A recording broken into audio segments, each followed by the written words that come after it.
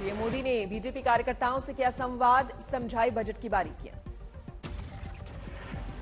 दिल्ली के अंबेडकर भवन में आयोजन, जेपी नड्डा के अलावा बीजेपी के सांसद भी रहे मौजूद।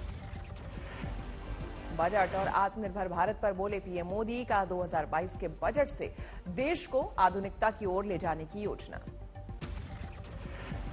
अब दुनिया के लोग भारत को अधिक मजबूत रूप में देखना चाहते हैं। पीएम ने कहा, सबसे बड़ी महामारी से लड़ रहा है भारत, कोरोना से बदलेगी दुनिया, बदलावों के लिए तैयार रहने की जरूरत।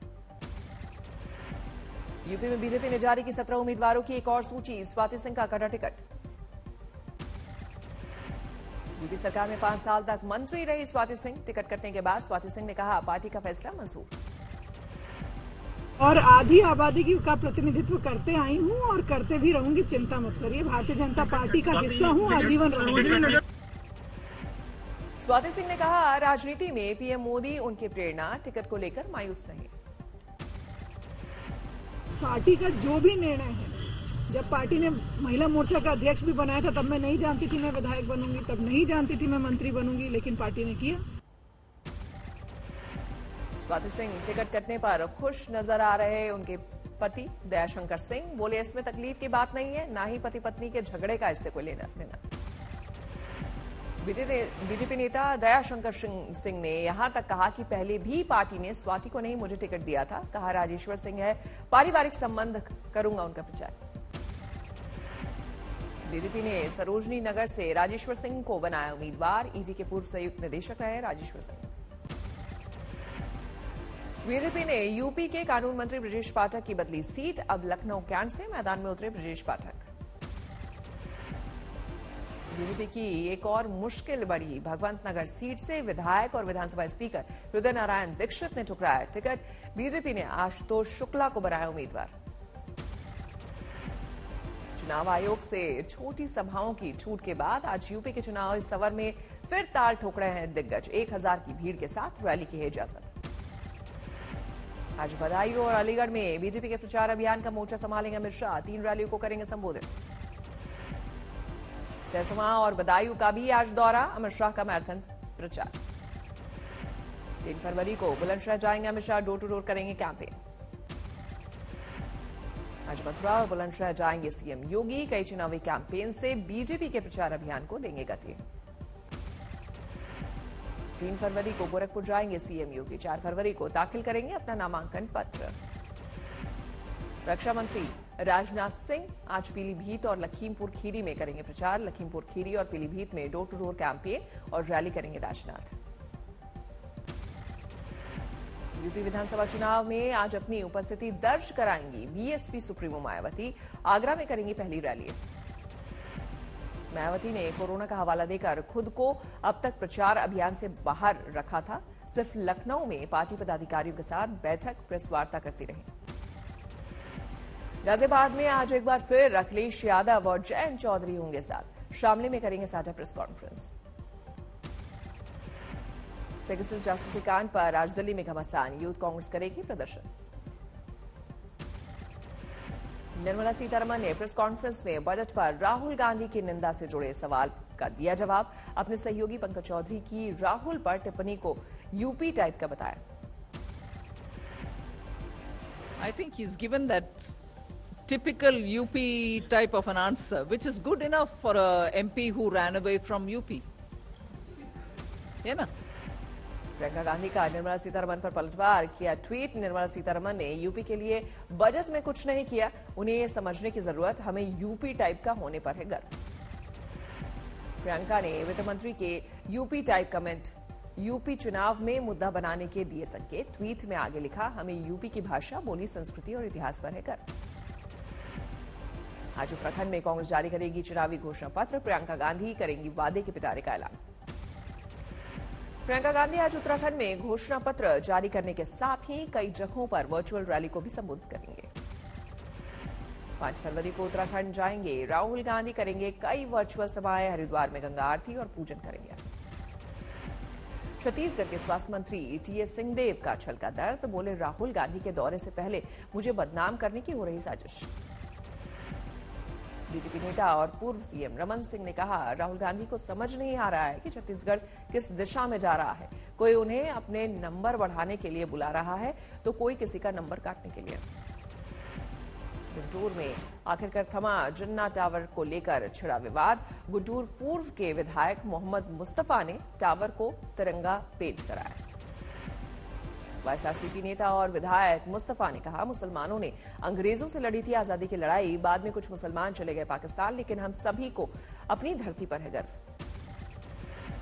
छपरा में अवैध शराब के कारोबारियों पर कसा ड्रोन का शिकंजा। ड्रोन कैमरा देखकर भागे तस्कर। उत्पाद विभाग ने निशानदेही पर नष्ट की तमाम भट्टियां और शराब।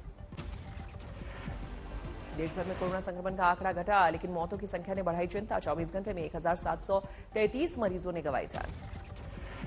देश में पिछले 24 घंटे में कोरोना के 1,61,000 नए मामले। कल के मुकाबले मरीजों की संख्या में 3.4% की कमी। स्वस्थ होने वालों की संख्या में भी इजाफा। 24 घंटे में 2,81,000 मरीज रिकवर।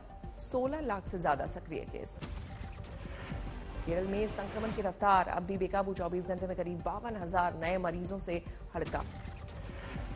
महाराष्ट्र में 14,300 से ज्यादा नए केस। कर्नाटक में भी करीब इतने ही नए मरीज।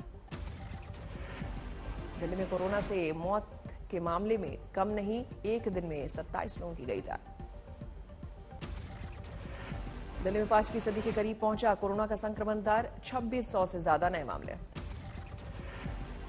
गुजरात में कोरोना के 8,000 से ज्यादा नए केस। एक दिन में 35 लोगों की मौत।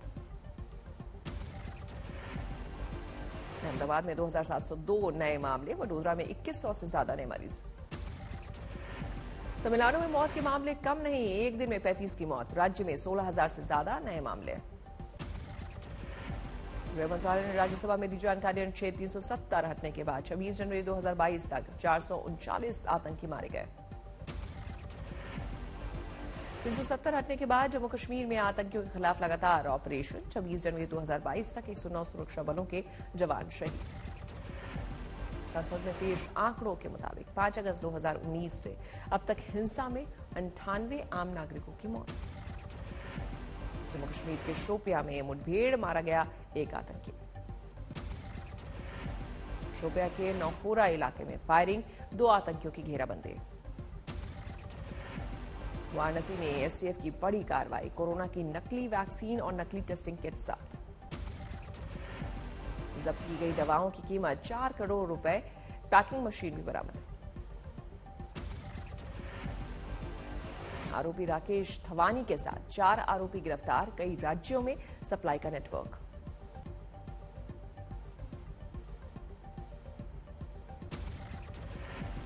पटना सिटी में बुजुर्ग महिला से लूट के मामले में बड़ा खुलासा। बेटे और बहू ने रची थी साजिश।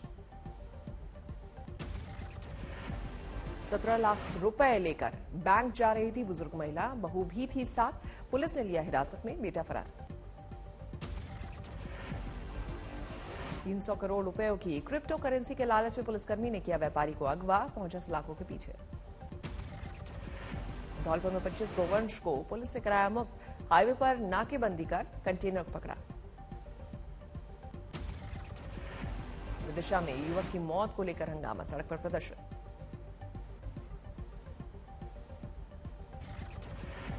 भरतपुर में पुलिस की मनमानी, बच्चों की सड़क पर पिटाई। पुलिस की गाड़ी का हॉर्न सुनकर नहीं हटने पर भड़का गुस्सा, नाराज पुलिस वालों ने पीटा।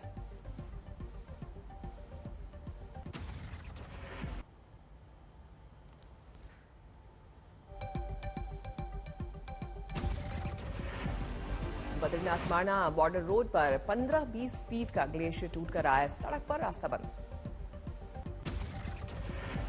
जेसीबी मशीन की मदद से हटाई जा रही बर्फ, सड़क बहाल करने की कोशिश। बद्रीनाथ धाम में भी जबरदस्त बर्फबारी, मंदिर के आसपास जमी बर्फ। कोलकाता एयरपोर्ट पर घना कोहरा, कई उड़ानों में देरी। दिल्ली एनसीआर में आज हल्का कोहरा, रेलवे के मुताबिक 15 ट्रेनें चल रही हैं देरी से।